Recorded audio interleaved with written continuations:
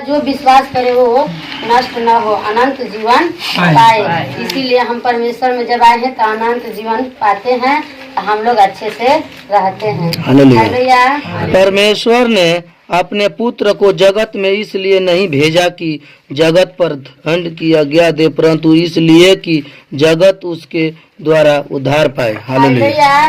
परमेश्वर ने अपने पुत्र को जगत में इसलिए नहीं भेजा कि जगत पर दंड की आज्ञा दे, परंतु इसीलिए कि जगत उसके द्वारा उद्धार पाए। परमेश्वर जब इस धरती पे आए तो किसी को दंड देने के लिए नहीं आए, परंतु इसलिए आए कि जो दुख में निराशा में है वो हम पे विश्वास करे तो उनका मैं उद्धार करूं। क्योंकि परमेश्वर को सब कुछ का अधिकार दिया गया था पर दंड किया गया नहीं दिया गया था। बस परमेश्वर सोचते थे कि मेरा बेटा बेटी जो गलत काम कर रहे हैं वो गलत को मैं सुधारूं और विश्वास करे तो मैं उद्धार करूं। हालेलुया।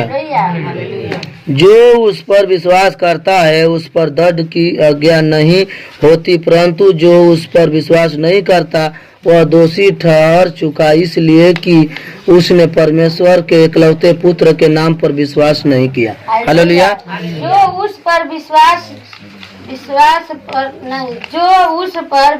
करता है उस पर दंड की आज्ञा नहीं होती, परंतु जो उस पर विश्वास नहीं करता वह दोषी ठहर चुका, इसीलिए कि उसने परमेश्वर के एकलौते पुत्र पर विश्वास नहीं किया। हालेलुया।